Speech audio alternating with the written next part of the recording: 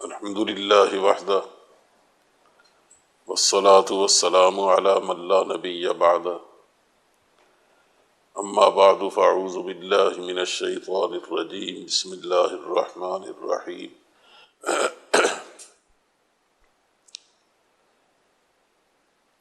الف لام را کتاب احکمت آیاتہ ثم فصلت من لدن حکیم خبیر اللہ تعبدوا الا اللہ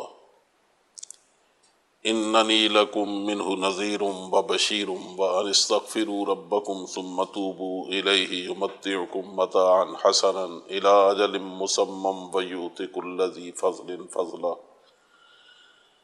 وان تولوا فانی اخاف علیکم عذاب یوم کبیر صدق اللہ مولانا العظیم۔ میرے بھائیوں اور عزیزوں اور میری بہنوں اور بچیوں، آج ہم سورہ ہود اور 12واں پارہ شروع کر رہے ہیں۔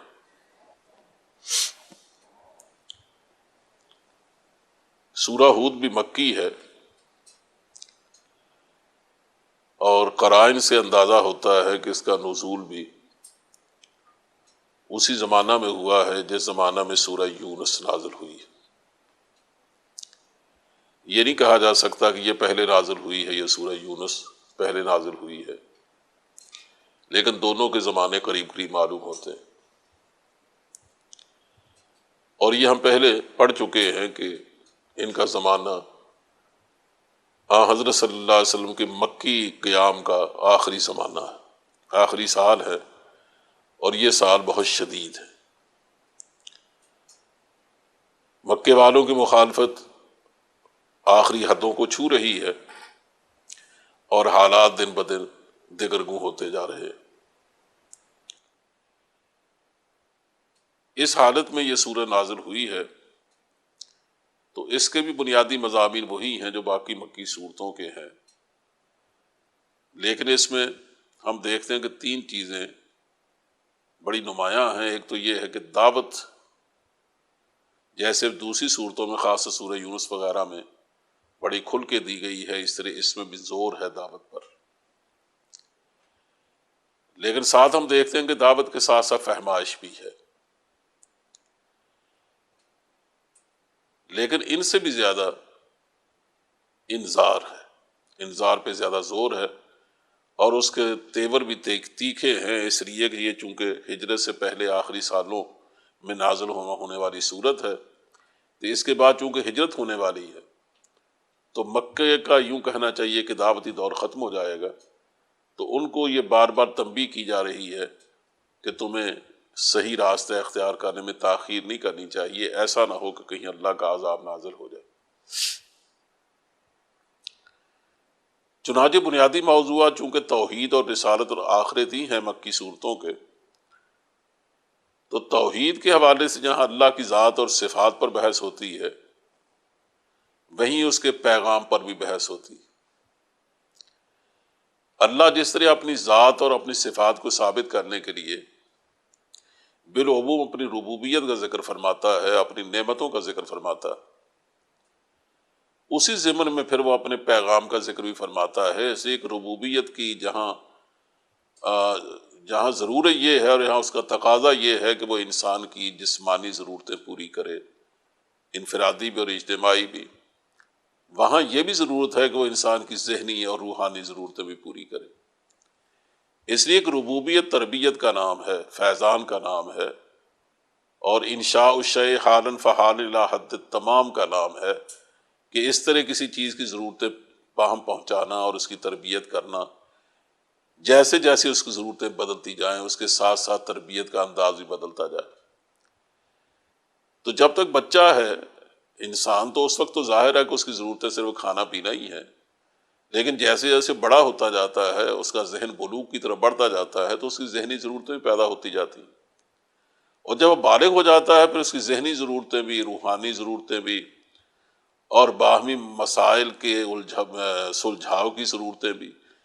اور جتنے بھی باہمی تعلقات کی نوعیتیں ہوتی ہیں ان میں جو الجھنیں پیدا ہوتی ہیں اسے حل کرنے کی ضرورتیں بھی، یہ ضرورتوں کا دائرہ پھیلتا چلا جاتا ہے۔ تو اسی حوالے سے مختلف چیزوں کی ضرورت پڑتی ہے۔ تو یہ ہو نہیں سکتا کہ اللہ تعالیٰ زندگی کے ہر دور میں صرف کھانے پینے کی حد تک تو ضرورتیں پوری کرے لیکن باقی ضرورتوں کا خیال نہ کرے۔ اس لیے اس میں پھر کتاب کا زیر بحث آنا بھی ضروری ہوتا ہے، بلکہ کتاب ہی اللہ کی توحید کی بھی ضامن ہوتی ہے، وہ اس کا تعارف کراتی ہے، اس کے ذات کا بھی، اس کی صفات کا بھی، اس کے حقوق کا بھی۔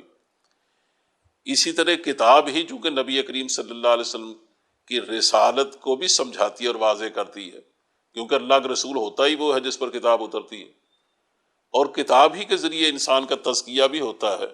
اس لیے ہم اس صورت کو دیکھتے ہیں کہ اس کا آغاز ہی کتاب سے ہو رہا ہے، کہ کتاب احکمت آیاتہ ثم فصلت من لدن حکیم خبیر، کہ یہ ایک کتاب ہے جس کی آیتیں بڑی پختہ، بڑی واضح اور بڑی تفصیل سے ان کو بیان کیا گیا ہے، ایک ایسی ذات کی جانب سے جو حکیم بھی ہے، جو خبیر بھی ہے۔ تو اس ذات کا پیغام جو اس کتاب کی اصل روح ہے، جو اس کا بنیاد کہنا چاہیے، وہ یہ ہے کہ اللہ تعبدوا الا اللہ، دیکھو اللہ کے سوا کسی کی بندگی نہ کرو۔ اس لیے کہ دنیا میں جتنی بھی خرابیاں پیدا ہوتی ہیں وہ اس بات سے پیدا ہوتی ہیں کہ بندگی کس کی جائے۔ انسان اگر اپنے نفس کی بندگی کرتا ہے، بندگی کا مطلب یہ ہے کہ اس کے احکام کی تعمیل کرتا ہے، ان کی خواہشات کی تعمیل کرتا ہے۔ انسان اگر اپنے نفس کی بندگی کرتا ہے تو ظاہر ہے وہ بندہ نفس ہو جاتا ہے۔ اگر وہ درہم و دینار کی خواہشات کو بڑھاتا چلا جاتا ہے، اس کی بندگی کرتا ہے تو بندہ درہم و دینار ہو جاتا ہے۔ اگر وہ کسی تخت و تاج کے ساتھ وابستہ ہے اور چند انسانوں کی پوجا کرتا ہے تو ظاہر ہے کہ وہ بندہ اقتدار ہو جاتا ہے۔ اسی طرح آپ اس کو پھیلاتے چلے جائیے کہ اصل ضرورت جو ہے، یہ اصل مسئلہ، اصل حل طلب سوال وہ یہ ہے کہ انسان کس کو بڑا سمجھے، کس کی بندگی کرے، کس کو سمجھے کہ یہ اس کی اطاعت میرے لیے غیر مشروط طور پر ضروری ہے۔ ایک تو ہے مشروط طور پر، مثلا ماں باپ کی اطاعت، استاد کی اطاعت، ہر بڑے کی اطاعت، اور ہر اس شخص کی اطاعت جس کے پاس آدمی کام کرتا ہے، جس کے ماتحت یا جس کے ساتھ مل کے کام کرتا ہے۔ یہ تو وہ اطاعتیں ہیں جو ہماری سمجھ میں آنے والی باتیں، ان کا تعلق نہیں ہے اس سے۔ اصل یہ کہ غیر مشروط اطاعت، کہ جس کے اوپر کسی اور کا اقتدار نہ مانا جائے اور اس کی اطاعت کو کوئی اور اطاعت یا کوئی اور اقتدار چیلنج نہ کر سکے، یہ غیر مشروط اطاعت، یہ اصل میں سب سے بڑا سوال رہا ہے ہمیشہ انسانوں کا۔ تو جو لوگ یہ آمریت کے قائل ہیں وہ ظاہر ہے کہ آمر مطلق کو سب سے بڑا محتاج سمجھتے ہیں، جو بادشاہت کے قائل ہیں وہ بادشاہ کو سمجھتے ہیں، جو جمہوریت کا قائل ہیں وہ ظاہر ہے کہ اسمبلی کو، پارلیمنٹ کو، اس کے کیے ہوئے فیصلوں کو، وہ چونکہ نمائندہ ہے سارے عوام کا، اس لیے سمجھتے ہیں کہ ان کی اطاعت، اس کے بنائے ہوئے قوانین کی اطاعت، وہی اصل میں آخری اتھارٹی ہے، وہی سند ہے۔ تو اس کی احکام کی اطاعت ہونی چاہیے، اس کے فیصلوں کی اطاعت ہونی چاہیے۔ لیکن قرآن کریم بنیادی طور پر جس بات پر زور دیتا ہے وہ کہتا ہے باقی ساری اطاعتیں نیچے کی چیزیں ہیں۔ اصل اطاعت جس کے نیچے یہ ساری اطاعتیں چل سکتی ہیں وہ اللہ کی اطاعت ہے، کیونکہ باقی ہر اطاعت میں نفسانیت ہے، اس میں نارسائی ہے، اس میں غلطیوں کے ہزاروں امکانات ہیں، اس میں مفادات کا تحفظ ہے، اس میں باہمی گروہوں کے تحفظات ہیں۔ دیکھو گے کہ وہاں کہیں نہ کہیں کیا بلکہ قدم قدم پر نفسانیت دکھائی دے گی، لیکن ایک ایسی اطاعت جس میں کہیں بھی ان چیزوں کا دخل نہیں ہے، وہ صرف اللہ کی اطاعت۔ اس کے اطاعت اس کے نیچے رکھ کر اگر باقی اطاعتیں کی جائیں تو ان میں کوئی خرابی نہیں، لیکن جب اطاعت اس طرح ہو کہ اللہ کی اطاعت اس کے نیچے آ جائے، وہ دب جائے اور یہ غالب آ جائے، یہ وہ اطاعت ہے جو توحید کو ختم کر دیتی ہے، اور یہی وہ شرک ہے کہ جو دین کے لیے سب سے ہلاک کر دینے والی چیز ہے۔ اسی یہاں سب سے پہلی یہ بات فرمائی کہ اللہ تعبدوا الا اللہ۔ سوال یہ کہ یہ بات اللہ کی کرنی کس طرح ہے؟ فرمایا اننی لکم منہ نذیر و بشیر، اس کا طریقہ بتانے کے لیے مجھے بھیجا گیا ہے، میں نذیر بھی ہوں بشیر بھی ہوں، کہ میں نذیر بن کے آیا ہوں ان لوگوں کے لیے جو اس کو مانتے نہیں ہیں، میں بتاؤں گا کہ ان کا انجام کیا ہوگا، اور بشیر بن کے آیا ہوں ان لوگوں کے لیے جو اس کو مانیں گے اور اس کے مطابق زندگی گزاریں گے، کل کو اللہ کے یہاں ان کو کیا ملنے والا۔ اسی بات کو پھر آگے بڑھایا گیا ہے اور اسی پر دلائل دیتے ہوئے یہ کہا گیا کہ دیکھو اللہ جب تمہارا رب ہے، اور اس کا حال یہ ہے کہ زمین پر چلنے والی ہر چیز اور ہر جاندار کا اس نے رزق اپنے ذمے لے رکھا۔ اب جس کو وہ رزق اپنے ذمے لے رکھا ہے وہ تو یقینی بات ہے کہ اس کے بارے میں ایک ایک چیز سے واقف ہونا اس کا ضروری ہے۔ اسی فرمایا وَيَعْلَمُ مُسْتَقَرَّهَا وَمُسْتَوْدَعَهَا، وہ یہ بھی جانتا ہے کہ کوئی کہاں رہتا ہے، اور یہ بھی جانتا ہے وہ دفر کہاں ہوگا، اس کا مستقر کون سا ہوگا، اس کی ایک ایک چیز کے بارے میں وہ سب کچھ جانتا ہے۔ اور یہ بھی اس کی شان یہ ہے کہ وَهُوَ الَّذِي خَلَقَ السَّمَاوَاتِ وَالْأَرْضَ فِي سِتَّةِ أَيَّامٍ وَكَانَ عَرْشُهُ عَلَى الْمَاءِ، کہ وہ ذات ہے جس نے آسمان و زمین کو 6 دنوں میں پیدا کیا، اور اس سے پہلا اس کا عرش پانی پر تھا۔ اب پانی سے کیا مراد ہے کہ مادہ اس سے پہلے جو مائع شکل میں تھا، یا کوئی اور اس کی مراد ہے، اللہ بہتر جانتا ہے۔ لیکن یہ تخلیق کا جو عمل ہے، جس سے پتہ چلتا ہے کتنی بڑی وہ خالق کی ذات ہے، یہ تخلیق کا عمل بھی اس لیے ہوا ہے تاکہ انسانوں کو پیدا کیا جائے، اور انسانوں کو پیدا اس لیے کیا گیا ہے لِيَبْلُوَكُمْ أَيُّكُمْ أَحْسَنُ عَمَلًا، یعنی وہ محض یہاں کھانے پینے کے لیے نہیں بھیجے گئے، عیش کرنے کے لیے نہیں بھیجے گئے، انسانوں کو اس لیے پیدا نہیں کیا، بلکہ انسانوں کو پیدا کرنے کا مقصد صرف یہ ہے کہ تاکہ اللہ آزمائے کہ تم میں سے حسن عمل کس کے پاس ہے، کہ تم میں سے کون ایسی زندگی گزارتا ہے جو اللہ کے احکام کے مطابق ہے، اللہ کے رسول کی سنت کے مطابق، اور یا کون ایسی زندگی گزارتا ہے جس کے قدم قدم پر بدعملی کے چھینٹے ہیں، یا بے عملی کی زندگی گزارتا ہے، کا یہ ہے اصل میں امتحان، اور اس لیے اس کائنات کو بنایا گیا ہے۔ اب ظاہر ہے کہ جو آدمی بھی یہاں اس طرح کی زندگی گزارے گا، تو تیسرا سوال خود بخود سامنے آتا ہے کہ آخر اس طرح زندگی گزارنے کا فائدہ کیا ہوگا؟ تو فائدہ یہ ہے کہ اس دنیا کو اور اس کائنات کو ہمیشہ نہیں رہنا، ایک دن اس کی بساط لپٹنے والی ہے، اس کی بساط لپیٹ دی جائے گی، پھر انسانوں کو ایک معاشر میں جمع کر کے اللہ کے روبرو حاضر ہونا ہے، وہاں ان سے پوچھا جائے گا کہ بتاؤ تم اعمال کس طرح کر کے آئے، تم نے کس طرح زندگی گزاری، زندگی کس طرح گزاری، جوانی کس طرح گزاری، تم نے جو کمایا وہ کن طریقوں سے کمایا اس کا، اور پھر ان کو کہاں خرچ کیا، اور تم نے علم حاصل کیا یا نہیں کیا، اور اگر کیا تو اس کا کیا حق ادا کیا، یہ ساری باتیں پوچھی جائیں گی، یہی زندگی کے تمام اعمال۔ تو اس میں ظاہر ہے کہ یہ اس پر بار بار ہر نبی زور دیتا رہا، حضرت صلی اللہ علیہ وسلم بھی زور دیتے تھے، تمام کتابیں زور دیتی تھی کہ تمہیں ہمیشہ یہ جو جاری ہے نا قافلہ زندگی کا، یہ ہمیشہ نہیں رہے گا، ایک دن اس کی صف لپیٹ دی جائے گی، اور اس کے بعد پھر ایک ایسا وقت آئے گا جب تم کو دوبارہ پھر زندہ کر کے اٹھایا جائے گا، اور اٹھایا اس لیے جائے گا کہ تمہیں اللہ کے سامنے جا کر جواب دہی کرنی۔ اب یہ بات ان کو سمجھ میں نہیں آتی تھی کہ آخر مرنے کے بعد اٹھایا کیسے جا سکتا، چنانچہ کہتے ہیں لَيَقُولُنَّ الَّذِينَ كَفَرُوا إِنْ هَذَا إِلَّا سِحْرٌ مُبِينٌ، جب ان سے یہ بات کہی جاتی ہے تو کہتے ہیں یہ کھلے کھلے جادو والی باتیں، جادو کو زور سے کچھ ایسی شعبدہ بازی کر دی جائے تو اور بات ہے، ورنہ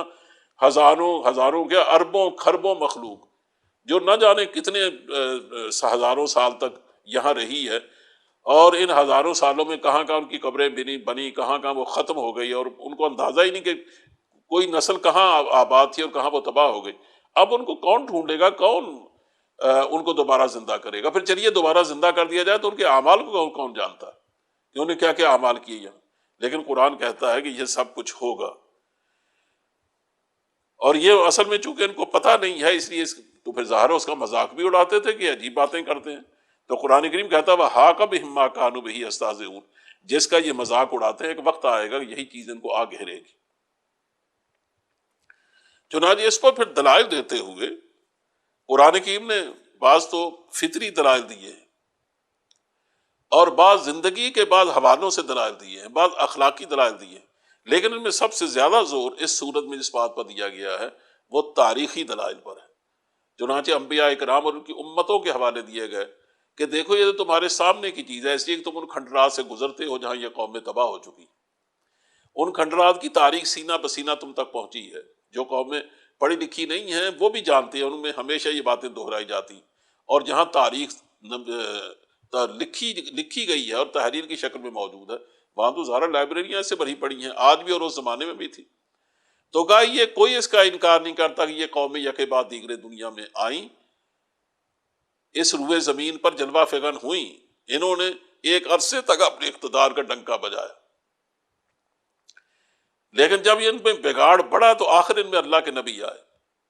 لیکن انہوں نے جو سلوک کیا اپنے نبیوں سے کہ ان کی دعوت کو تسلیم نہیں کیا، جو انہوں نے کیا وہ تو پھلے پھولے، لیکن جو انہوں نے تسلیم نہیں کیا بالآخر اس کا انجام کیا ہوا، یہ ایک شہادت ہے جس سے معلوم ہوتا ہے کہ اللہ کے نبی صرف اس ضرورت کے لیے آتے ہیں تاکہ انسان کو اچھی زندگی دیں، اور جب وہ اچھی زندگی قبول کرنے سے انکار کرتے ہیں تو بالآخر اخلاقی طور پر یہ اخلاقی ضرورت ہے ایک، اخلاقی ضرورت ہے کہ اچھے لوگ اس دنیا میں اور اس زمین پر بسیں، اور برے لوگ ظاہر ہے ان کی جگہ خالی کر دیں، ورنہ تو یہ زمین فساد سے بھر جائے گی۔ کہا دیکھو ہم نے نوح علیہ السلام کو بھیجا، وہ اپنی قوم کے پاس آئے، انہیں دعوت دی، انی لکم نذیر مبین، لیکن دعوت وہی جو میں بار بار دہرا رہا ہوں کہ اللہ تعبدوا الا اللہ، میں کھلم کھلا تمہارے لیے آگاہ خبردار کرنے والا بن کے آیا ہوں، اور خبردار اللہ کے سوا کسی کی عبادت نہ کرنا، کسی کو بڑا نہ جاننا، کسی کو عبادت کا مستحق نہ سمجھنا، کسی کو آئین ساز نہ تسلیم کرنا، کسی سے ڈرنا نہیں ہے، کسی کے سامنے دست سوال نہیں پھیلانا، یہ ساری صفتیں اللہ کی ہیں، اسی کو عبادت کہتے ہیں۔ اور اگر تم ایسا نہیں کرو گے تو انی اخاف علیکم عذاب یوم علیم، میں اس ایک دن کے دردناک عذاب سے ڈرتا ہوں، یعنی قیامت کے دن سے، کہ بالآخر تمہیں اس سے واسطہ پڑے گا۔ اب ظاہر ہے ہر دور کے لوگوں کی طرح ان کے بڑے بڑے سرداروں نے بھی ان کا انکار بھی کیا، ان کا مذاق بھی اڑایا، اور یہ انکار کس بنیاد پر کیا کہ ما نراک الا بشرا مثلنا، کہا تم کہتے ہو میں رسول ہوں، حالانکہ تم تو ہمیں ہمارے جیسے ایک بشر دکھائی دیتے، تمہارے اندر رسالت کی کیا بات ہے؟ یعنی وہ سمجھتے ہو کہ رسول وہ ہونا چاہیے جس پر جس کے سر میں کوئی کلغی سجی ہو، جس میں کوئی غیر معمولی چیزیں دکھائی دیتی ہیں۔ وہ ان کو یہ بات سمجھ میں نہیں آتی تھی کہ ایک انسان رسول بھی ہو سکتا ہے، یا ایک رسول انسان بھی ہو سکتا ہے، یعنی انسان کو بڑی فروتر قسم کی مخلوق سمجھتے تھے، اور یہ نہیں جانتے تھے کہ اللہ کی مخلوقات میں سب سے برتر مخلوق انسان ہی ہے۔ اور دوسری بات کہتے ہیں کہ تم بھی ہماری طرح انسان ہو، اور جو لوگ تمہاری پیروی کر رہے ہیں وہ تو ہمارے اپنے معاشرے کے اراذل ذلیل لوگ ہیں، گرے پڑے لوگ، وہ تمہارے پیروکار ہیں، تو ہم تمہارے آخر کیسے ہم تمہیں سمجھیں کہ تم رسول ہو؟ ہم تو سمجھتے تم جھوٹ بولتے۔ چنانچہ اس کشمکش میں ان کے مختلف اعتراضات کا ذکر کیا گیا ہے، اس کا جواب بھی دیا گیا۔ اس بات کا جواب کہ تم فرشتے کیوں نہیں ہو، فرشتے کو نبوت ملنی چاہیے تھی، تم انسان کیوں ہو؟ تو ایک ایک چیز کا جواب کہا گیا کہ ولا اقول یا قوم من ینصرنی من اللہ ان طردتم فلا تذکرون ولا اقول لکم عندی خزائن اللہ، کہ میری قوم میں نے کب دعویٰ کیا میرے پاس اللہ کے خزانے ہیں؟ ولا عالم الغیب، میں نے کب دعویٰ کیا کہ میں غیب جانتا ہوں؟ ولا اقول انی ملک، میں کب کہتا ہوں کہ میں فرشتہ ہوں؟ ولا اقول للذین تزدری اعینکم لن یؤتیہم اللہ خیرا، یعنی ایک ایک بات کا جواب دیا کہ جو بات میں کہتا نہیں تمہیں اس پر تعجب کیوں ہے اور اس کا انکار کیوں کرتے؟ میں تو صرف یہ کہتا ہوں کہ میں اللہ کی طرف سے رسول بن کے آیا ہوں، مجھ پر رسالت اتری ہے، رسالت دی گئی ہے، مجھے نبوت دی گئی ہے، مجھ پر کتاب اتری ہے، میں تمہارے لیے ایک طرز زندگی لے کے آیا ہوں، ایک ضابطہ حیات لے کے آیا ہوں، تم اسے قبول کر لو گے تو تمہاری اپنی زندگی بن جائے گی، اور یاد رکھو اگر قبول نہیں کرو گے تو پھر تم عذاب کا شکار بھی ہو سکتے۔ تو جب ان کی تبلیغ و دعوت سینکڑوں سال تک پھیل گئی، یعنی 950 سال تک کہا جاتا ہے کہ اللہ نے ان کو موقع دیا تبلیغ و دعوت کا، لیکن قوم بھی ایسی ڈھیٹ ثابت ہوئی کہ چند لوگوں کے سوا لوگ ایمان نہیں لائے۔ آخر انہوں نے کہا یا نوح قد جادلتنا فاکثرت جدالنا فاتنا بما تعدنا ان کنت من الصادقین، انہوں نے کہا اے نوح تم نے بہت جھگڑا کر لیا ہم سے، دلائل بازی تو ہو گئی، فاکثرت جدالنا بہت ہو گیا، فاتنا بما تعدنا کہ بس آپ لے آ تو جس سے ہمیں ڈراتا، تو جو عذاب کی دھمکی دیتے رہتا تو لے کیوں نہیں آتا؟ ان کنت من الصادقین، اگر تو سچوں میں سے۔ تو نوح علیہ السلام فرمایا قال انما یاتیکم بہ اللہ ان شاء وما انتم بمعجزین، کہا اس کو اللہ لائے گا جب وہ چاہے گا، اور تم اس کو عاجز کرنے والے نہیں، یعنی یہ کام میرا نہیں، میں تو رسول بن کے آیا۔ رسول کا کام عذاب لانا نہیں ہوتا، رسول کا کام تمہیں بری چیز سے ڈرانا ہے، عذاب سے ڈرانا ہے، تمہیں برے انجام سے باخبر کرنا، لیکن اگر تم اس کو نہیں مانتے تو برا انجام تم پر مسلط کر دینا، یہ رسول کا کام نہیں ہے۔ لیکن اگر تمہیں میری نصیحت نفع نہیں دیتی تو میں کیا کر سکتا ہوں؟ تمہاری لگتا ہے فطرت ہی بگڑ گئی ہے۔ تو انہوں نے جب کسی چیز کو تسلیم کرنے سے ہر چیز کو تسلیم کرنے سے انکار کر دیا، تو اللہ فرماتا اوحی الی نوح انہ لن یؤمن من قومک الا من قد آمن فلا تبتئس بما کانوا یفعلون، کہا نوح علیہ السلام کی طرف وحی کی گئی کہ تیری قوم تجھ پر ایمان نہیں لائے گی۔ اب آپ ان کے کرتوتوں سے خواہ پریشان نہ ہو، اور آپ کو نہ ان سے غم نہیں کھانا چاہیے، بلکہ آپ سمجھ لیں کہ ان کی قسمت ان کی قسمت ہی مر گئی ہے اور قسمت سست سو گئی ہے، اس لیے اب ان کا علاج عذاب ہی ہے، یہ اس قابل نہیں رہے کہ ان کو زندہ چھوڑا جائے، تو عذاب کے لیے حکم دیا گیا کہ وَاصْنَعِ الْفُلْكَ بِأَعْيُنِنَا وَوَحْيِنَا، اب ہمارے سامنے اور ہماری رہنمائی میں کشتی بنانا شروع کر دیجیے۔ ظاہر ہے کہ نوح علیہ السلام کوئی پیشہ ور بڑھائی تو تھے نہیں، اور نہ ان کے علاقے میں کشتیاں بنتی تھیں، اس لیے کہ وہ ساحل سمندر کے رہنے والے تو نہیں تھے، تو کہا گیا کہ ہمارے سامنے ہماری رہنمائی کے مطابق کشتی بنائیے،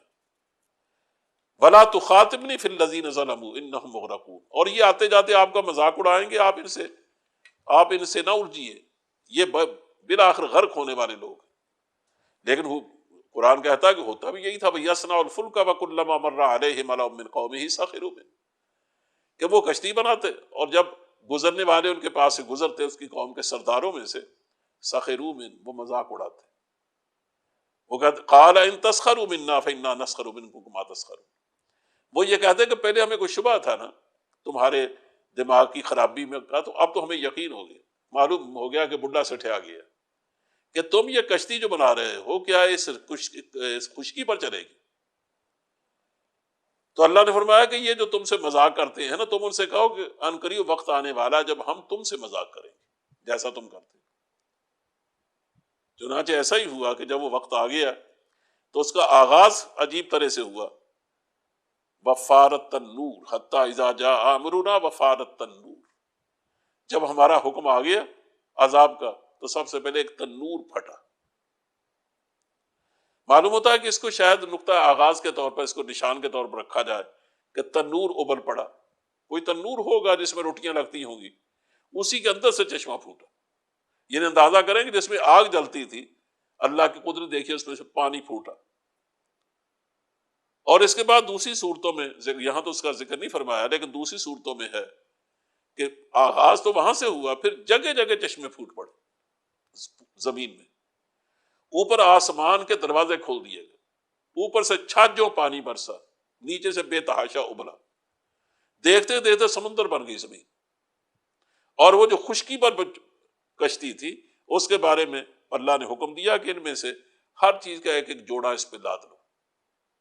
انسانوں کے ساتھ ساتھ جتنی مخلوقات ہیں تمہارے پاس، بس بھینسیں ہیں، گائیاں ہیں، بکریاں، ہر ایک ایک جوڑا رکھ لو تاکہ اس سے آگے یہ مخلوق، آگے نسلیں ان کی چل سکیں۔ کہا ہاں ان میں سے وہ اس پر سوار نہیں ہوگا جس کے بارے میں اللہ کا حکم پہلے سے آ چکا ہے، الا من سبق علیہ القول، بس نوح علیہ السلام کا بیٹا، نوح علیہ السلام کی بیوی، یہ چونکہ ایمان نہیں لائے تھے، اسی ظاہر ہے کہ یہاں تو اس آدمی کو نجات ملنا تھی جس کے پاس ایمان کا سکہ تھا یا ایمان کا ویزا تھا، اور جس کے پاس ایمان نہیں تھا بے شک وہ پیغمبر کے کتنا قریبی قرابت دار کیوں نہ ہوتا، وہ ظاہر اس پر سوار نہیں ہو سکتا تھا۔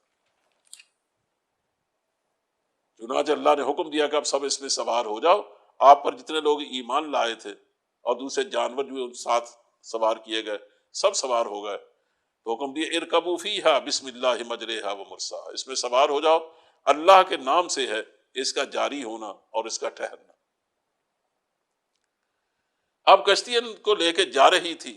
جیسے پہاڑ چلتا، اچانک نوح علیہ السلام نے اپنے بیٹے کو دیکھا، وکان فی معزل، وہ دوری پر تھا، ان کے فاصلے پر تھا، آپ نے وہاں سے پکارا یا بنی ارکب معنا ولا تکن مع الکافرین، بیٹے ہمارے ساتھ سوار ہو جا، کافروں کا ساتھ نہ دے۔ بگڑے ہوئے بیٹے نے کہا کہ سآوی الی جبل یعصمونی من الماء، کہ ابا جان میں اس پہاڑ پہ چڑھ جاؤں گا اور وہ مجھے بچا دے گا، مجھے آپ کی کشتی کی ضرورت ہے۔ نوح علیہ السلام فرمایا لا عاصم اليوم من امر اللہ الا من رحم، آج اللہ کے اس عذاب سے بچانے والا کوئی نہیں ہے بجز اس کے جس پر اللہ ہی رحم کرے۔ یہ بات ہو رہی تھی وحال بینہم الموج فکان من المغرقین، ان باپ بیٹے کے درمیان موج حائل ہو گئی، موج حجی دیکھا وہ غرق ہو چکا۔ اب ظاہر ہے کہ باپ کی جذبات کا کیا عالم ہوگا جس کے سامنے جوان بیٹا چل بسا۔ چنانچہ آگے چل کے فرمایا کہ نوح علیہ السلام نے اپنے رب کو پکارا، آپ دعا کی کہ یا اللہ آپ نے تو مجھ سے وعدہ فرمایا تھا کہ تیرے اہل کو بچا لوں گا، اور تیرے وعدے تو ہمیشہ سچے ہیں، تم سے بڑھ کر سچا اور کون ہوگا۔ تو یہ میرا بیٹا ہی تو تھا، میرے اہل میں سے تھا۔ فرمایا انہ یا نوح انہ لیس من اہلک انہ عمل غیر صالح، کہا اے نوح یہ تیرا بیٹا نہیں تھا، یہ تیرے اہل میں سے نہیں تھا، اس لیے کہ یہ ایک ایسا عمل تھا جو صالح نہیں تھا۔ یعنی مقصود تیرے بیٹے وہ ہیں جو تجھ پر ایمان لائے، وہ تیرا بیٹا نہیں ہے جو بے شک تیرے نسب سے ہے، تیرے گھر میں پیدا ہوا لیکن تجھ پر ایمان نہیں لایا اور اخلاقی طور پہ اس قابل نہیں ہے کہ تیری طرح منسوب کیا جا سکے، وہ نہیں ہے تیرا بیٹا۔ اس بات کو اچھی طرح سمجھ لے کہ پیغمبر سے حقیقی نسبت اسے حاصل ہوتی ہے جو نظریاتی زندگی میں عملی طور پر اس کے قریب ہوتا ہے اور اس کا اتباع کرتا ہے۔ چنانچہ جب یہ سب کچھ تباہ ہو گیا تو آپ فرمایا کہ وقیل یا ارض ابلعی ماءک، کہاں گیا ہے زمین پانی کو نگل لے، عقل یا ارض ابلعی ماءک پانی نگل لے، ویا سماء اقلع یا آسمان تھم جا، وغیض الماء تو پانی خشک ہو گیا، وقضی الامر معاملہ چکا دیا گیا، کافر سب ختم کر ڈالے گئے، واستوت علی الجودی اور کشتی جا کر جودی پہاڑ پر ٹک گئی، وقیل بعدا للقوم الظالمین اور کہہ دیا گیا کہ دور ہوئی ظالموں کی قوم۔ یہ جودی پہاڑ کردستان کے علاقہ میں جزیرہ ابن عمر کے شمال مشرقی جانب واقع ہے۔ بائبل میں کہا گیا ہے کہ ارارات میں جا کے ٹھہری، اور یہ آرمینیا کا ایک پہاڑ ہے، لیکن معلوم ہوتا ہے کہ یہ پہاڑ نہیں بلکہ پہاڑ بھی ہے، لیکن اصل پہاڑ سلسلہ کوہستان ہے، یہ وہاں سے چلتا ہے اور اس کا آ کر جودی پہاڑ کے ساتھ جڑ جاتا ہے۔ تو جودی پہاڑ اسی سلسلہ کوہستان کا ایک پہاڑ ہے، اور خود یعنی حضرت عیسیٰ علیہ السلام سے پہلے بھی بعض ایسے مصنف گزرے ہیں، ارسطو کا ایک شاگرد جس نے اپنی کتاب میں لکھا کہ عراق کے لوگوں کے پاس اس کشتی کے بعد ٹکڑے ہیں جن کو پانی میں بھگو کے بیماروں کو پلاتے ہیں شفا کے لیے، اور وہ جودی پہاڑ پر ہے وہ کشتی۔ تو اس لیے پہلے بھی اس کی شہادتیں موجود ہیں، قرآن کریم نے تو خیر اس کو واضح کر دیا کہ وہ جودی پہاڑ پہ ٹھہر گئی، اور جب پانی جیسے جیسے اترتا گیا زمین نکلتی گئی تو دوبارہ زمین پر آبادی شروع ہوئی، لیکن یہ آبادی اب ان لوگوں کی اولاد تھی جو اللہ کے رسول پر ایمان لائے تھے۔ اب اسے اندازہ فرمائیے کہ نوح علیہ السلام پہلے رسول ہے اس زمین کے، وہ سراسر اللہ کی خیر و برکت کا ایک نشان بن کے آئے، لیکن انہی کی وجہ سے اتنا بڑا طوفان آیا، تباہی مچی۔ تو یہ ہمیں بتانے کے لیے کافی ہے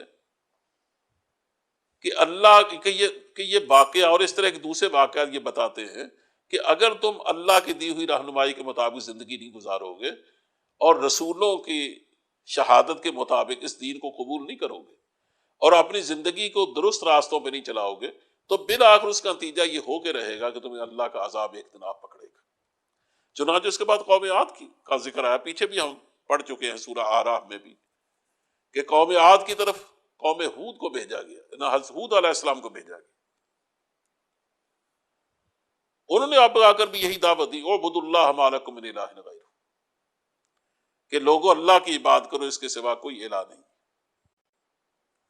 یا قوم استغفروا ربکم ثم توبوا الیہ،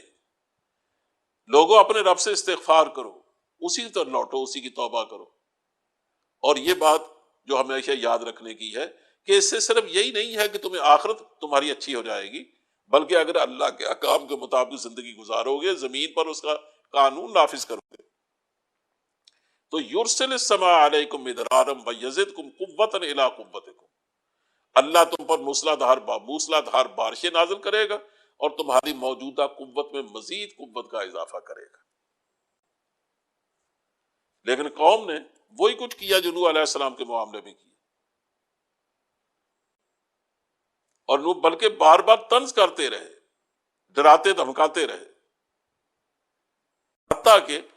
حضرت ہود علیہ السلام کو انہیں کہنا پڑا کہ تم جو بھی کرنا چاہتے ہو کر گزرو، میں اللہ پر بھروسہ کرتا ہوں، میں اس کے سوا اور کسی کام کے لیے نہیں آیا، کہ میں اللہ کا پیغام تمہیں پہنچانے کے لیے آیا ہوں، سو وہ میں پہنچا چکا۔ اب اگر تم اس کو قبول نہیں کرتے ہو تو پھر مجھے اندیشہ ہے کہ تمہیں اللہ کا عذاب آ پکڑے۔ یہ کشمکش جاری رہی، بالآخر اللہ کا عذاب آیا، وَلَمَّا جَاءَ أَمْرُنَا نَجَّيْنَا هُودًا وَالَّذِينَ آمَنُوا مَعَهُ بِرَحْمَةٍ مِّنَّا، کہ جب ہمارا عذاب آ گیا تو ہم نے ہود علیہ السلام کو نجات دے دی، وَالَّذِينَ آمَنُوا مَعَهُ، اور ان لوگوں کو جو ان پر ایمان لائے تھے، اپنی رحمت سے ان کو نجات دی، وَنَجَّيْنَاهُم مِّنْ عَذَابٍ غَلِيظٍ، اور اس نہایت سخت عذاب سے ان کو ہم نے نجات پہنچا دیا، لیکن باقی سارے لوگ وہ تباہ کر ڈالے گئے۔ وَتِلْكَ عَادٌ جَحَدُوا بِآيَاتِ رَبِّهِمْ وَعَصَوْا رُسُلَهُ وَاتَّبَعُوا أَمْرَ كُلِّ جَبَّارٍ عَنِيدٍ، یہ ہے ان کی فرض جرم، یعنی گویا مختصر طور پر یہ بتا دیا کہ کیوں پکڑا، کہا یہ ہے عاد، اپنے رب کی آیات سے انہوں نے انکار کیا، ایک جرم، وَعَصَوْا رُسُلَهُ، اللہ کے رسولوں کی بات نہیں مانی، دوسرا جرم، وَاتَّبَعُوا أَمْرَ كُلِّ جَبَّارٍ عَنِيدٍ، اور ہر بار دشمن حق کی پیروی کرتے رہے، جو ظالم آیا اس کے سامنے جھک گئے، لیکن اللہ کے سامنے جھکنے سے انکار کیا۔ اللہ کے رسول جو دنیا میں اللہ کی طرف سے روشنی کا مینار بن کے آتے ہیں، کی دل آویز شخصیت کو دیکھ کر یقین ہو جاتا ہے کہ واقعی اللہ کے رسول، ان کو نہیں مانا، ان کی بات نہیں سنی، باقی ہر غلط سے غلط آدمی کو سنا، ہر جبار آدمی کے سامنے تو جھکائی اور اس کے طریقے کے مطابق چلے۔ الا ان عادا کفروا ربهم الا بعدا لعاد قوم، کہا سنو عاد نے اپنے رب سے کفر کیا، سنو وہ دور پھینک دیے گئے، عاد ہود کی قوم کے لوگ،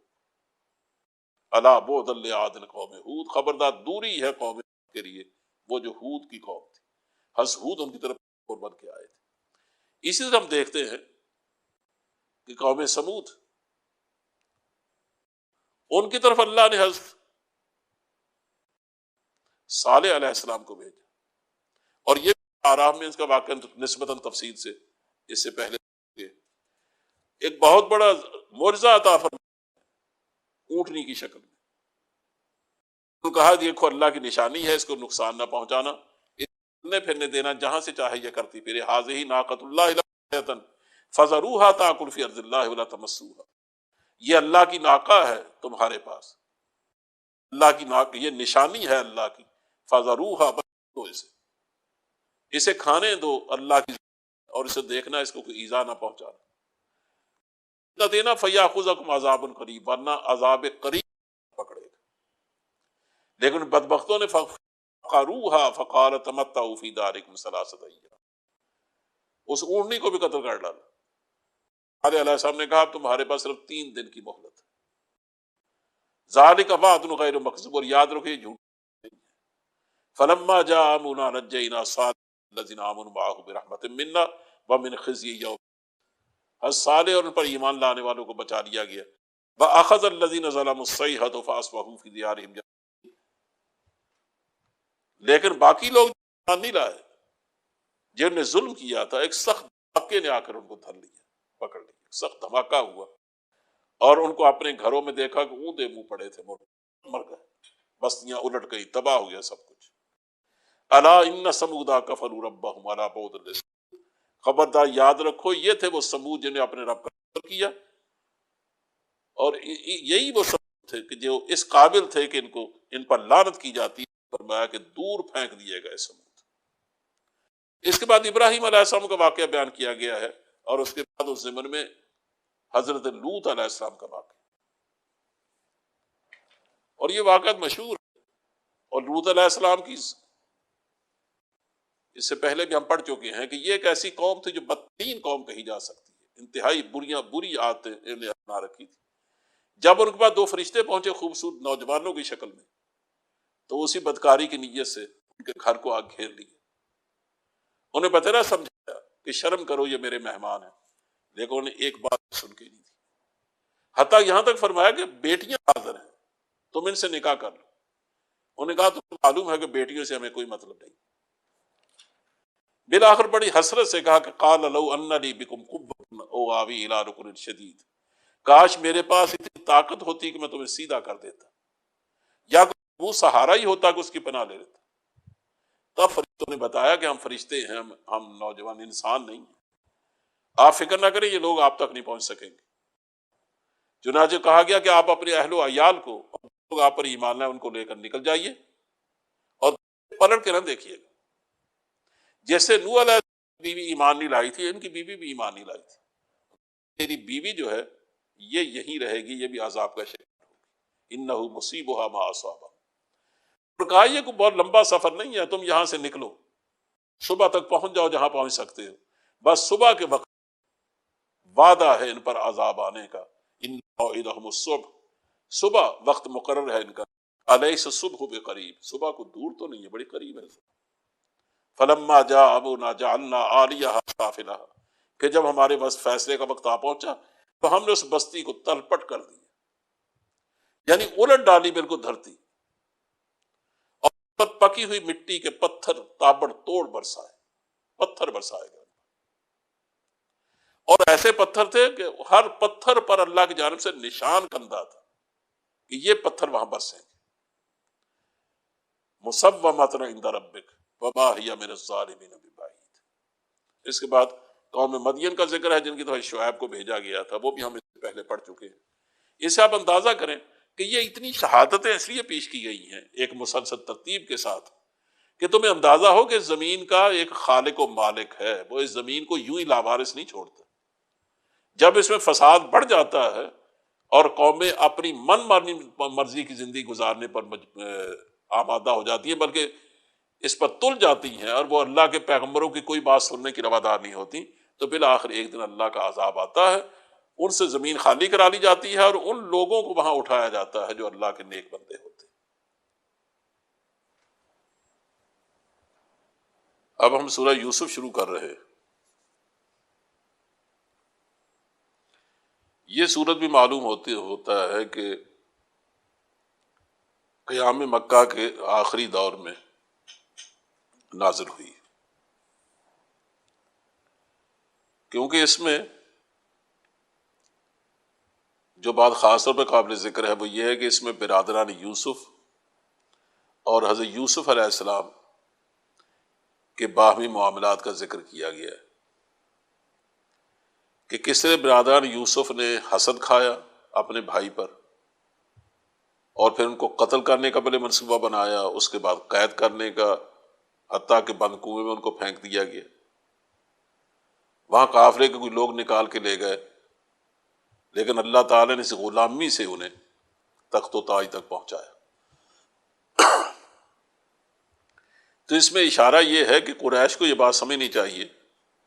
کہ تم اپنے بھائی کے خلاف جو کچھ کر رہے ہو یہ وہی طرز عمل ہے جو برادران یوسف کا یوسف علیہ السلام کے ساتھ. لیکن یوسف علیہ السلام کو اللہ نے جیسی عروج اور ترقی دی، بالکل یہی سنت اس کی دوبارہ تازہ ہوگی، اور نبی کریم صلی اللہ علیہ وسلم اپنے سارے کٹھن حالات سے گزرتے ہوئے بالآخر اسی طرح بلکہ ان سے بھی بڑھ کر ایک سلطنت کے مالک ہوں گے، اور اللہ تعالیٰ ان کو وہ عروج نصیب کرے گا جو دنیا میں بہت کم لوگوں کو نصیب ہوتا ہے. انہوں نے کہا جاتا ہے کہ یہود کے کہنے پر انہوں نے سوال کیا تھا اہل مکہ نے حضرت یوسف علیہ السلام کے بارے میں، بلکہ بنی اسرائیل کے بارے میں کہ وہ مصر میں کیسے پہنچے تھے. تو بنی اسرائیل کی تاریخ کے حوالے سے یا یوسف علیہ السلام کے حوالے سے اہل مکہ یا کہنا چاہیے عرب کچھ نہیں جانتے تھے، اس لیے کہ یہ مصر کی تاریخ سے ان کا کبھی کوئی واسطہ ہی نہیں رہا. اس لیے پوچھنے والوں نے تو اصل یہ چاہا تھا کہ جب یہ بات پوچھی جائے گی نبی کریم صلی اللہ علیہ وسلم سے، تو چونکہ عرب اس سے ویسے ہی ناواقف ہیں تو وہ صاف کہہ دیں گے میں تو نہیں جانتا اس بارے میں کچھ بھی، اور اگر کچھ کہیں گے تو ظاہر غلط سلط کہیں گے، اس طرح سے ان کا بھرم کھل جائے گا. لیکن عجیب بات یہ ہے کہ جیسے ہی سوال کیا گیا تو نہ صرف کہ نبی کریم صلی اللہ علیہ وسلم نے یہ فرمایا ہو کہ انتظار کرو وحی آئے گی تو میں بتاؤں گا، بلکہ اسی وقت وحی کا نزول شروع ہو گیا، اور جیسے وحی آنا بند ہوئی تو حضور کی زبان سے یہ سورت جاری ہو گئی. تو ایک ہی وقت میں یہ پوری سورت نازل ہوئی. اس طرح سے گویا وہ وار ان پر الٹ ڈالا گیا کہ تم یہ سمجھتے تھے کہ شاید اس طرح حضور کی نبوت کے بارے میں اشتباہات پیدا کیے جا سکیں گے، لیکن اب تو یہ بات ثابت ہو گئی ہر غیر جانبدار آدمی پر کہ اگر آپ اللہ کے نبی نہ ہوتے تو آپ یقیناً اتنا تفصیلی جواب نہیں دے سکتے تھے. بلکہ اس میں وہ گوشے کھولے گئے ہیں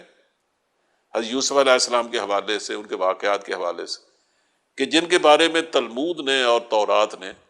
جو رپورٹنگ کی ہے اس میں سینکڑوں غلطیاں ہیں، ان کی اصلاح کی گئی۔ بعض ایسی چیزیں جو انہوں نے اس طرح سرسی انداز میں بیان کی ہیں کہ جس میں اخلاقی پہلو کو بالکل تشنا چھوڑ دیا گیا ہے، قرآن حکیم نے اپنے خاص انداز کے مطابق اخلاقی پہلو کو اٹھایا۔ بعد اس طرح یہ صورت نازل ہوئی ہے، اور یہ تو ہم سب جانتے ہی ہیں کہ یوسف علیہ السلام حضرت یعقوب علیہ السلام کے صاحبزادے، حضرت اسحاق علیہ السلام کے پوتے اور حضرت ابراہیم علیہ السلام کے پرپوتے تھے، اور آپ ظاہر ہے کہ ہبرون کے علاقے میں آپ کا خاندان اس آباد تھا، تو وہیں سے اس طرح بھائیوں کی ایک سازش کے تحت اور دوسرے واسطوں سے آپ مصر تک پہنچے ہیں، تو وہاں تو ظاہر ہے لوگ ان کو ایک کنویں سے نکال کے لے گئے اور وہاں جا کر انہیں بیچ دیے، لیکن عزیز مصر نے خریدا تو وہ دیکھتے ہی ان کو اندازہ ہو گیا کہ یہ ایسا خوبصورت نوجوان جس کے پیشانی سے ہی نور جھلکتا ہے، یہ غلام نہیں ہو سکتا، نہ غلام زادہ ہو سکتا، یہ تو معلوم ہوتا ہے کہ کسی حالات کے پھیر میں آیا ہوا۔ تو وہ اپنے گھر میں لے گئے اور اپنی بیوی سے کہا کہ اس کی اچھی طرح دیکھ بھال کرنا، اس کی عزت کرنا، اس نے سلوک کرنا اس سے، مجھے امید ہے کہ ہم اسے اپنا بیٹا بنا لیں گے۔ چنانچہ باقی واقعات ہم سورہ یوسف کے حوالے سے پڑھتے ہیں۔ اللہ فرماتا ہے الف لام را تلک آیات الکتاب المبین، یہ اس کتاب کی آیات ہیں جو بالکل واضح ہے، جو اپنا مدعا صاف صاف بیان کرتے ہیں۔ انا انزلناہ قرآنا عربیا لعلکم تعقلون، ہم نے اس کو نازل کیا ہے قرآن عربی کے طور پر، عربی زبان میں اس کو نازل کیا ہے تاکہ تم سمجھو۔ تو اس کے بعد واقعہ یہ بیان کیا کہ ہم تمہارے سامنے ایک احسن القصص کو بیان کرتے ہیں،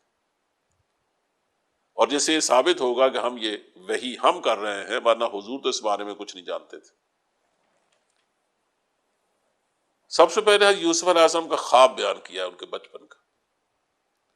کہ اذ قال یوسف لابیہ یا ابت انی رأیت احد عشر کوکبا والشمس والقمر رأیتهم لی ساجدین،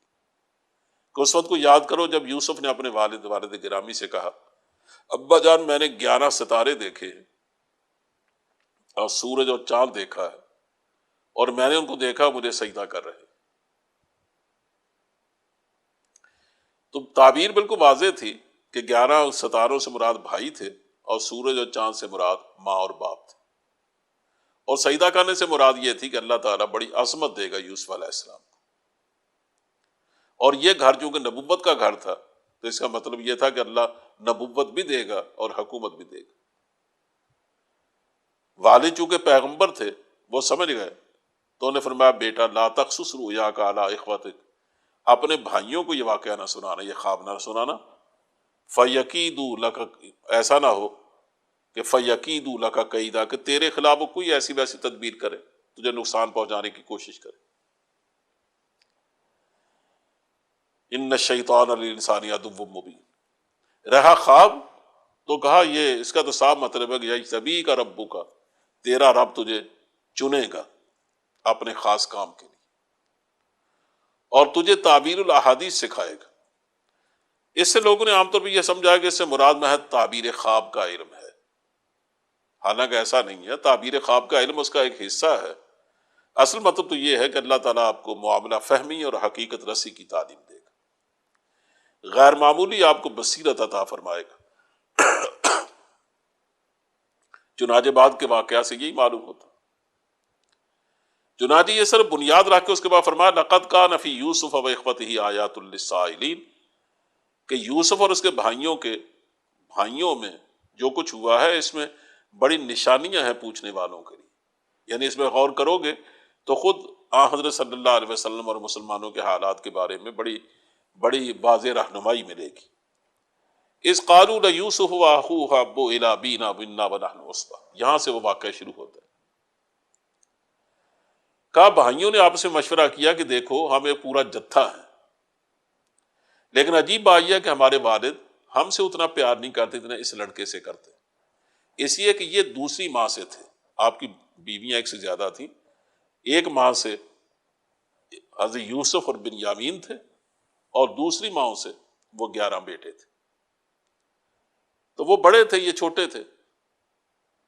تو چونکہ ان سے ان کی بعض عادات کی وجہ سے، ان کے چہرے کی سعادت کی وجہ سے حضرت یعقوب علیہ السلام یقین کچھ چیز محسوس کرتے تھے، اس لیے وہ ان سے بہت پیار کرتے، پر بہت شفقت کی نگاہ تھی. تو ان بچوں کو نہ جانے کیوں، بھائیوں کو کیوں حسد پیدا ہو، اس لیے آپس میں مشورہ کیا کہ کوئی ایسی صورت بناؤ کہ اقتلوا یوسف او اطرحوہ ارضا، کہ یا تو اسے قتل کر دو یا اس سرزمین سے نکال دو، اس کے بعد ہمارا باپ ہماری ہو کے رہ جائے گا، تو پھر ہمیں یہ شکایت پیدا نہیں ہوگی. لیکن ان میں سے کسی نے کہا کہ یوسف کو قتل نہ کرو، البتہ کسی بند کنویں میں پھینک دو. یہ سکیم بنا کر اپنے باپ سے کہا کہ ابا جان مالک لا تامنا علی یوسف انا لہ لناصحون، آپ ہم پر اعتبار کیوں نہیں کرتے یوسف کے بارے میں، ہم تو اس کے بڑے خیر خواہ ہیں، کل کو آپ ہمارے ساتھ بھیجیے، وہاں کھیلتا کودتا رہے گا، کھاتا پیتا رہے گا، ہم اس کی حفاظت کریں گے. حضرت یعقوب نے کہا کہ مجھے اندیشہ ہے کہ کہیں اس کو کوئی بھیڑیا نہ پھاڑ کھائے اور تمہیں اس کا پتہ ہی نہ چلے. انہوں نے کہا لئن اکلہ الذئب ونحن عصبہ، اگر اس کو بھیڑیے نے کھا لیا اور ہم ایک پورا جتھا ہیں، وَإِنْ إِنَّا إِذًا لَخَاسِرُونَ، پھر تو ہم بالکل ہی نکمے ہوئے. چنانچہ لے گئے، چونکہ پہلے سے طے کردہ ایک چیز تھی، وہاں ان کے کنویں میں پھینکا اور ان کا کرتا کسی جانور کا، اپنی کسی بھیڑ اور کسی بکری کے خون میں لت پت کر کے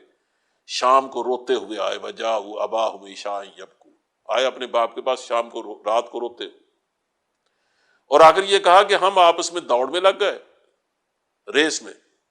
اور یوسف کو ہم نے اپنے مکان کے بعد چھوڑا، فاکلہ الذئب، اس کو بھیڑیا کھا گیا.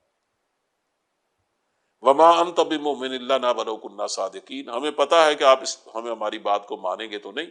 لیکن ہم سچے ہیں. اور وہ قمیص لائے بدم کذب، جھوٹے خون میں رنگی ہوئی. تو یعقوب علیہ السلام فرمایا بل سولت لکم انفسکم امرا، کہ تمہارے نفس نے تمہارے لیے ایک بڑے کام کو آسان بنا دیا. فصبر جمیل، اب میں اس کے سوا کیا کر سکتا ہوں کہ میں ایک صبر جمیل کروں گا، میرے لیے صبر جمیل ہی بہتر ہے. واللہ المستعان علی ما تصفون، اور جو کوئی تم کہہ رہے ہو اس سے تو اللہ ہی سے مدد مانگی جا سکتی. ادھر ایک قافلہ آیا، انہوں نے جب اپنا آدمی بھیجا کہ جاؤ وہاں سے پانی لے کے آؤ، انہیں آ کر ڈور جو لٹکایا، جھک کے دیکھا تو لڑکا نظر آیا، اسے شور مچایا یا بشرا ھذا غلام،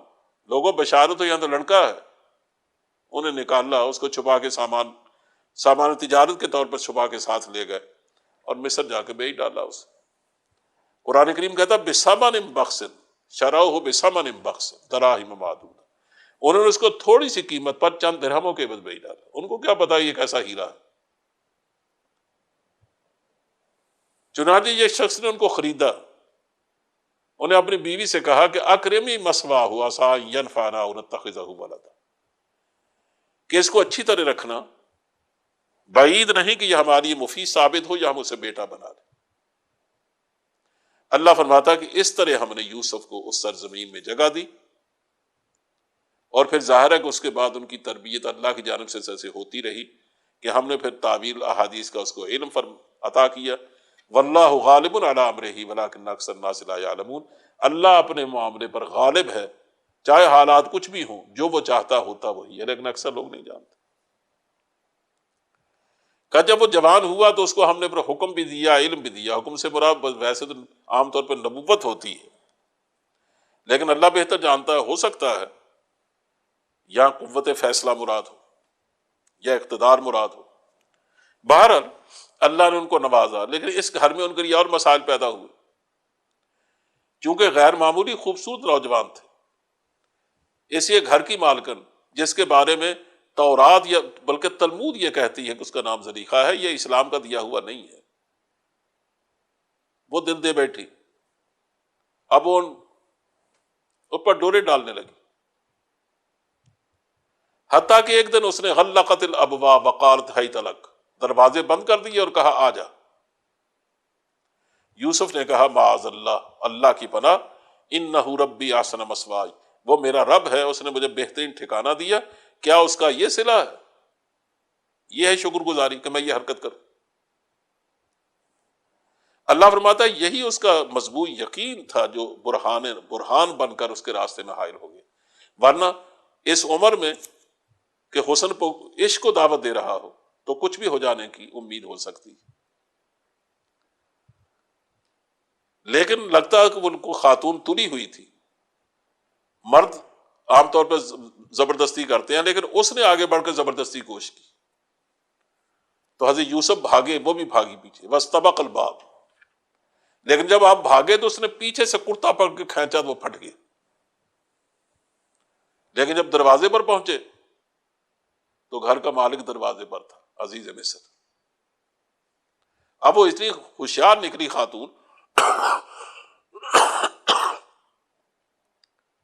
اس نے دیکھتے ہی کہا کہ میرا شوہر میرے بارے میں نہ جانے کیا خیال کرے گا، کہنے کی ما جزاء من اراد باہلک سوءا الا ان یسجن او عذاب الیم، کہا اس آدمی کی کیا جزا، کیا بدلہ ہونا چاہیے کہ جو تیرے اہل کے ساتھ برائی کا ارادہ رکھتا۔ وہ کہتے ہیں میں سمجھتا ہوں کہ یا اس کو جیل بھیج دیا جائے، اس کو یا عذاب علیم دیا جائے۔ تب یوسف علیہ السلام نے کہا کہ ہی راودتنی عن نفسی، کہ اسی نے مجھے پھانسنے کی کوشش کی تھی۔ اچھا، اللہ کا کرنا یہ ہوا کہ وہ شہید شاہد من اہلہا، اس عورت کے گھر والوں میں سے ایک نے گواہی دی۔ اب بعض روایات سے تو معلوم ہوتا ہے کہ وہ چھوٹا بچہ تھا پنگوڑے میں پڑا ہوا، اس نے گواہی دی، لیکن بعض اہل علم کا خیال ہے کہ نہیں، اس کے خاندان کے ایک بڑے آدمی نے اپنے تجربے کی بنیاد پر بھی یہ گواہی دی۔ اس نے جب دیکھا غور سے کہ اس خاتون کے تو چہرے کپڑے پر کہیں سلوٹ بھی نہیں ہے، اگر یوسف نے کوئی حرکت کی ہوتی تو کپڑے اس کے چوڑ موڑ ہوتے یا اس تشدد کا کوئی نشان ہوتا، الٹا کرتا پھٹا ہے تو پیچھے سے یوسف کا، تو کہا ان کان قمیصہ قد من قبل فصدقت، انہوں نے کہا اگر اس کی قمیص پھٹی ہے سامنے سے تو پھر تو یہ لڑکی سچی، عورت سچی، اس کا مطلب یوسف نے تشدد کرنا چاہا۔ وَهُوَ مِنَ الْكَاذِبِينَ، پھر یوسف جھوٹے لوگوں میں سے۔ وَإِنْ كَانَ قَمِيصُهُ قُدَّ مِن دُبُرٍ، اور اگر قمیص پھٹی ہے پیچھے سے، فَكَذَبَتْ، پھر یہ جھوٹ بول رہی ہے، وَهُوَ مِنَ الصَّادِقِينَ، اور وہ سچوں میں سے۔ فَلَمَّا رَأَىٰ قَمِيصَهُ قُدَّ مِن دُبُرٍ، جب دیکھا قمیص پیچھے سے پھٹی ہے، قَالَ إِنَّهُ مِن كَيْدِكُنَّ، عزیز مصر نے کہا کہ یہ معلوم ہوتا تیرے ہی چرتر ہیں، اور تم عورتوں کے چرتر بڑے خطرناک ہوتے۔ کہا یوسف عارض عن ھذا، یوسف اعراض کر ان سے، اس سے، یہ جو کیا سو اسی نے کیا، اور اس سے کہا واستغفری لذنبک، تم اپنے گناہ پر استغفار کرو، انک کنت من الخاطئین، غلطی کرنے والی تو ہے۔ اب ظاہرہ پھر بھی اسی گھر میں رہنا تھا، لیکن وہ تل گئی تھی کہ میں اس کو چھوڑوں گی نہیں، اور ادھر یہ بات باہر نکل گئی، اور وہ سوسائٹی بھی اس طرح کی تھی مصر کی، مغرب کی سوسائٹی کی طرح، ان باتوں کو چھپاتے بھی نہیں تھے۔ بیگمات میں جب یہ بات پھیلی، شہر کی بیگمات میں، وقال نسوۃ فی المدینہ امرأۃ العزیز تراود فتاها عن نفسہ، شہر کی عورتیں آپس میں چرچا کرنے لگی کہ دیکھو عزیز کی بیوی اپنے نوجوان غلام کے پیچھے پڑی ہوئی، قد شغفها حبا، اس کو محبت نے بے قابو کر دیا، انا لنراها فی ضلال مبین، ہم تو اس کو بڑی کھلی گمراہی میں دیکھ رہے ہیں، سری غلطی کر رہی ہے۔ لیکن وہ اس بہانے سے چاہتے تھے کہ ہم خود دیکھیں اس لڑکے کو، تو سمجھ گئی زلیخا کہ اصل میں وہ چاہتی کیا ہے، اور مزید یہ بتانے کے لیے کہ تمہیں کیا معلوم یوسف کیا ہے، چنانچہ ان کو دعوت پہ بلایا، فرشی نشست رکھی، پیچھے تکیے لگائے گئے، متکئ، وآتت کل واحدۃ منہن سکینا، سامنے پلیٹیں رکھی، ہر ایک کو اس میں ایک ایک چھری بھی رکھی، پھل جو رکھے پھل کاٹنے کے لیے چھری بھی رکھی، وقالت اخرج علیہم، جب وہ چھری پکڑ کر پھل کاٹنے لگی، اس وقت زلیخا نے جا کر یوسف کو اندر جو بیٹھے ہوئے تو جا کر کہا ذرا باہر آؤ۔ اب ان کی حیثیت تو گھر میں ایک ملازم غلام کی تھی، جب حکم دیا سیدہ نے کہ باہر آؤ تو باہر آنا تو پڑا انہیں۔ اب جیسے ہی باہر آئے تو باہر تو دیکھا کہ ایک مجلس جمی ہے، فلما رأینہ اکبرنہ، جب ان تمام عورتوں نے دیکھا یوسف کو، ایک تو ان کے حسن سے متاثر ہوئی، دوسرا ان کی جھکی ہوئی آنکھوں سے، ان کی شرم و حیا سے۔ حسن کو دیکھ کر تو قطعاً ایدیہن، اپنی انگلیاں کاٹ، اپنے ہاتھ کاٹ ڈالے، بجائے پھلوں پر چھری چلنے کے ہاتھوں پہ چل گئی، ایسے مسحور ہوئی۔ لیکن ان کی جھکی ہوئی آنکھوں اور شرم و حیا کو دیکھ کر کہنے لگی حاشا للہ ما ھذا بشرا، کہ اللہ کی قسم ہے یہ تو کوئی انسان معلوم نہیں ہوتا۔ ماشاء کہ حاشا للہ، یہ شخص انسان نہیں ہے، یہ تو معلوم تھا کوئی ان ھذا الا ملک کریم، یہ تو کوئی بزرگ فرشتہ ہے۔ اب دیکھیں ذرا، اندازہ فرمائیں کہ اس سوسائٹی میں بڑے گھرانوں کی اخلاقی حالت کیا تھی، کہ یہ ایک بڑے گھر کی بیگم ہے زلیخا، ایک تو کس طرح وہ اپنے محبوب کو ان کے سامنے نمایاں کر رہی اور بتا رہی ہے کہ یہ ہے جس کو میں چاہتی ہوں، تم دیکھو تو صحیح وہ کیسا ہے۔ اور اس لیے بڑے اطراء کے کہنے لگی فذالکن الذی لمتننی فیہ، کہا دیکھو کہ یہ ہے یہ شخص، یہ ہے وہ شخص جس کے معاملے میں تم مجھ پر باتیں بناتی تھی، بے شک میں نے اسے رجھانے کی کوشش کی تھی، فاستعصم، لیکن وہ بچ نکلا،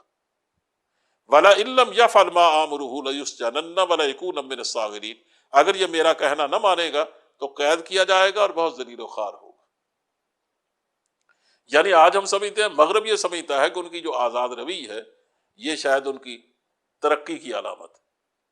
لیکن ہزاروں سال پہلے انسان یہ سرحدیں بھی عبور کر چکا تھا۔ یعنی ان کی اوپر کی سوسائٹی میں بھی اندازہ کریں کہ وہ اپنے گناہوں پر عورت کھڑی ہو کر کس طرح فخر کرتی ہے کہ میرا اس سے ایک تعلق ہے، میں یہ ناجائز تعلق قائم کرنا چاہتی ہوں،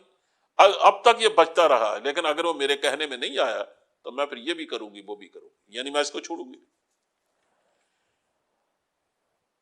جب اس طرح کی باتیں سنی حضرت یوسف علیہ السلام نے تو آخر اللہ سے دعا کی کہ رب السجن احب الی مما یدعوننی الیہ، کہ یا اللہ میں یہ جس کی طرف مجھے یہ دعوت دے رہی ہیں یہ عورتیں، میں اس سے قید کو ترجیح دیتا ہوں، مجھے قید بھیج دیا جائے لیکن مجھے اس سے بچا دیا جائے۔ وَإِلَّا تَصْرِفْ عَنِّي كَيْدَهُنَّ، اگر تو نے مجھے ان کی چالوں سے نہ بچایا، أَصْبُ إِلَيْهِنَّ، ہو سکتا میں ان کے دام میں پھنس جاؤں، وَأَكُن مِّنَ الْجَاهِلِينَ، اور جاہلوں میں شامل ہو جاؤں۔ اللہ نے دعا قبول فرمائی، ان کو جیل بھیج دیا گیا۔ اس کے بعد جیل کے واقعات ہیں، کس نے دو نوجوان آئے، انہیں ایک نے خواب دیکھا تھا کہ سر پر ٹوکری ہے اس میں روٹیاں ہیں نہ، تو اس کو جانور کھا رہے، اور دوسرے نے دیکھا کہ اپنے آقا کو میں شراب پلا رہا، تو انہوں نے کہا کہ آپ خواب بتائیے، خواب کی تعبیر۔ یوسف علیہ السلام نے موقع غنیمت سمجھا، تعبیر بعد میں بتائی، پہلے توحید کا آغاز کہا، ارباب متفرقون خیر ام اللہ الواحد القہار، پھر ان کی تعبیر بتائی گئی اور وہ ویسے ہی صحیح ثابت ہوئی کہ ایک کو سولی پر دے دی، سولی پر چڑھا دیا گیا، اور دوسرا اپنے عہدے پر بحال ہوا۔ پھر بادشاہ نے ایک خواب دیکھا، اس نے اپنے ملک بھر کے بڑے بڑے لوگوں کو جمع کر کے کہا کہ میں نے دیکھا کہ 7 موٹی تازہ گائیاں ہیں جس کو دبلی پتلی گائیاں کھا رہی، 7 پتلی گائیاں، اور اسی طرح 7 بالیاں ہیں ہری اور 7 بالیاں ہیں خشک جن کو میں دیکھ رہا۔ اب اس کی تعبیر کیا؟ انہوں نے کہا کہ یہ اضغاث و احلام ہے، ہم اس طرح کی باتوں کی تعبیر نہیں جانتے۔ بالآخر انہوں نے حضرت یوسف علیہ السلام کے پاس آدمی بھیجا، انہوں نے تعبیر بتائی، تو انہوں نے فرمایا کہ اچھا اس نوجوان کو میرے پاس لے کے آؤ۔ اندازہ کریں جب بادشاہ کا لانے والا آدمی ان کا فرستادہ پہنچا، ان کا ارجع الی ربک فاسألہ ما بال النسوۃ اللتی قطعن ایدیہن، کہا اپنے بادشاہ کے پاس واپس جاؤ، اسے کہو پہلے ان عورتوں کو بلا کے پوچھے جنہوں نے مشہور کر رکھا ہے کہ میں مجرم تھا اور اس لیے مجھے جیل بھیجا گیا ہے، پہلے ان سے پوچھے جنہوں نے اپنے ہاتھ کاٹ لیے تھے کہ اصل حقیقت کیا تھی، کیونکہ پیغمبر کا سب سے بڑا برہان اور سب سے بڑی دلیل اس کی اخلاقی قوت ہوتی ہے، جیسے حضور نے صفا پہاڑی پر چڑھ کے پوچھا تھا، انہوں نے کہا پہلے ان کو بلا کے پوچھو، چنانچہ ان کو بلا کے پوچھا، قال ما خطبکن اذ راودتن یوسف عن نفسہ، کہ تمہارا کیا تجربہ اس وقت کا جب تم نے یوسف کو رجھانے کی اور بہکانے کی کوشش کی تھی؟ قلنا حاشا للہ ما علمنا علیہ من سوء، سب نے یک زبان ہو کر کہا حاشا للہ، ہم نے تو اس میں بدی کا شائبہ تک نہیں پایا۔ قالت امرأۃ العزیز الآن، عزیز کی بیوی بھی بول اٹھی کہ الآن حس حس الحق، اب تو حق کھل ہی گئے، اب تو ہر چیز کھل گئی ہے، تو میں بھی کہتی ہوں، میں بھی تسلیم میں بھی مانتی ہوں کہ انا راودتہ عن نفسہ، کہ وہ میں ہی تھی جس نے اس کو پھسلانے کی کوشش کی تھی۔ وَإِنَّهُ لَمِنَ الصَّادِقِينَ، بے شک وہ سچے لوگوں میں سے ہے۔ ذَلِكَ لِيَعْلَمَ أَنِّي لَمْ أَخُنْهُ بِالْغَيْبِ وَأَنَّ اللَّهَ لَا يَهْدِي كَيْدَ الْخَائِنِينَ۔ یہاں واقعے کا ایک حصہ ختم ہو جاتا ہے اور 12واں پارہ بھی ختم ہو جاتا ہے۔ اللہ اسے قبول فرمائے۔ وآخر دعوانا